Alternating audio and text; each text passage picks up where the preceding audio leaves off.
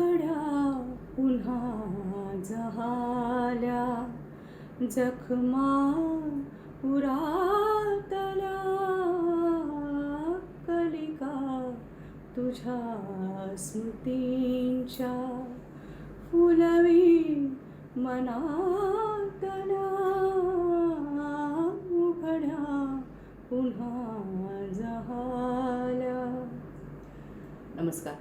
आज तुम्ही म्हणाल ही काय सुरुवात केली एकदम गाऊन वगैरे, कारण ह्या ओळी इतक्या सुरेख आहेत की त्या जर मी तुम्हाला नुसत्या वाचून दाखवल्या असत्या तर तो जो भाव आहे तो आला नसता. आणि सध्या शुभा गुरुजींनी गायलेलं हे, पूर्वी गायलेलं हे गाणं बाईपण भारी रेवा या निमित्ताने पुन्हा एकदा नव्याने प्रसिद्ध होते.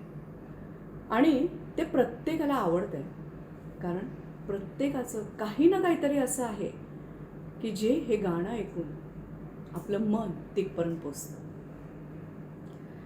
या गाणं आज घेण्याचा हेतू असा आहे की उघड्या पुन्हा जाहल्या म्हणजे काय, होत्या ना कुठेतरी, त्या आज उघड्या झाल्या.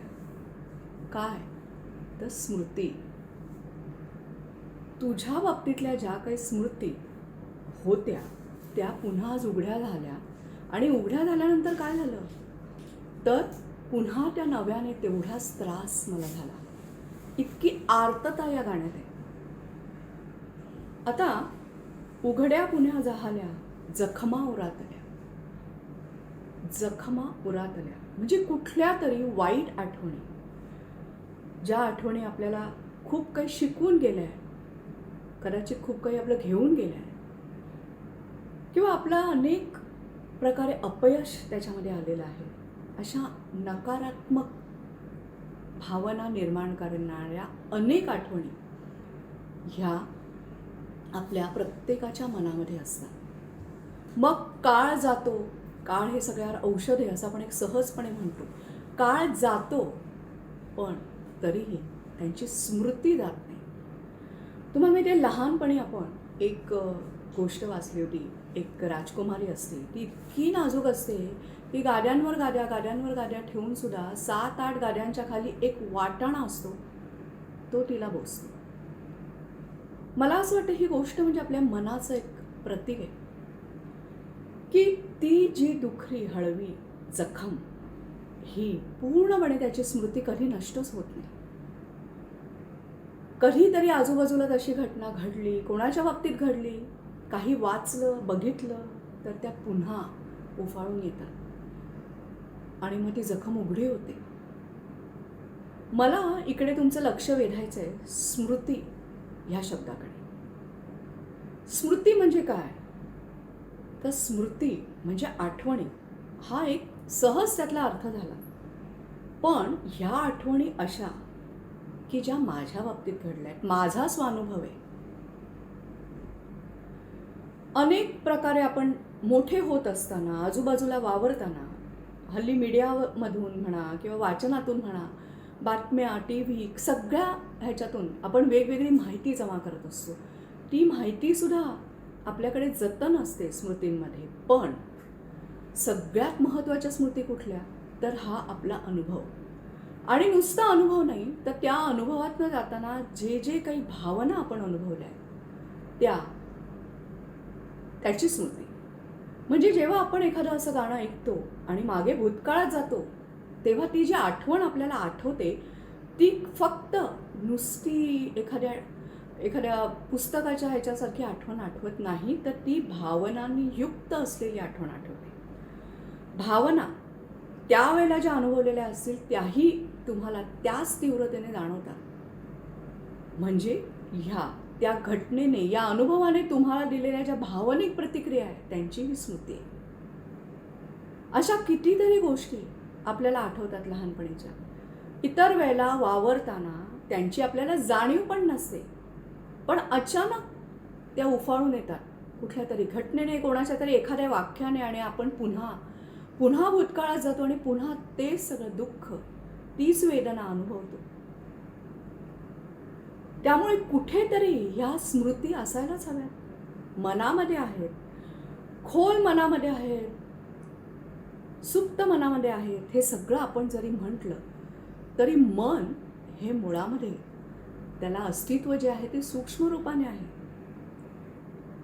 आपण असं दाखवू शकत नाही. एक्सरेमध्ये जर तुम्ही काढायला गेलात तर मन हे कुठेच येणार नाही, कारण ते सूक्ष्म रूपाने. त्यामुळे हे जे मन आहे ते सूक्ष्म रूपाने ह्या सगळ्या आठवणी जतन करते.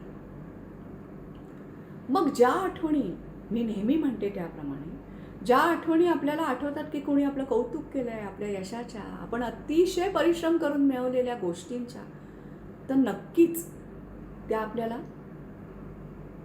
प्रेरणा देतात. आजही तेवढाच उत्साह आणि बळ देतात, आत्मिक बळ, मानसिक शक्ती देतात. पण प्रश्न कुठला आहे? आपलं लक्ष कुठे गेलं पाहिजे? आपला फोकस कुठे पाहिजे? तर ह्या ज्या आठवणी, ज्या उघड्या पुन्हा जाहल्यानंतर जी भावना, जी वेदना, जो त्रास आपल्याला होतो, त्या आठवणींची ही स्मृती. आता ही स्मृती नक्की कुठे असते, काय करते आणि ती योग्य वेळी आपल्याला कशी आठवते, हे आपण हळूहळू पुढे येणाऱ्या भागांमधून जाणून घेणार आहोत. पण बघा, तुम्हालाही हे गाणं गुणगुणताना तुम्ही कुठे पोचता ते बघा. कुठली अशी जखम, कुठली अशी आठवण तुम्हाला पुन्हा एकदा हळवं करते, ते हे गाणं ऐकताना तुम्हाला नक्की आठवेल आणि पुन्हा नव्याने त्या भावना अनुभवाल. बरं, गंमत अशी आहे की त्या प्रसंगामध्ये त्यावेळेला अनुभवलेल्या भावना, त्यावेळेला ज्या आपल्या प्रतिक्रिया झाल्या, भावनिक प्रतिक्रिया झाल्या, भावनिक इमोशनल रिस्पॉन्सेस आपण दिले, ते आपल्याला आठवतात. बरं, ही भावना एकच नाही, फक्त दुःख नाही आहे, फक्त वेदना नाही आहे, फक्त राग नाही आहे, फक्त असहाय्यता, हतबलता नाही आहे, तर अनेक प्रकारच्या या नकारात्मक भावना. आता नकारात्मक भावना म्हणजे ज्या आपली मानसिक शक्ती जी आहे ती कमी करणाऱ्या, आपल्या शरीरावर आणि मनावर काम करणाऱ्या भावना आपल्याला आठवतात. सो तुम्ही अशाच हे गाणं ऐका आणि कुठपर्यंत तुमचं मन पोचतंय हे नक्की आठवून ठेवा, कारण पुढल्या येणाऱ्या एपिसोडमध्ये आपण ह्या स्मृतींचा मागोवा घेऊया. अर्थातच तुमची आवडती सिरीज जाणीवेच्या गंधकोशी, चॅनल वृषाली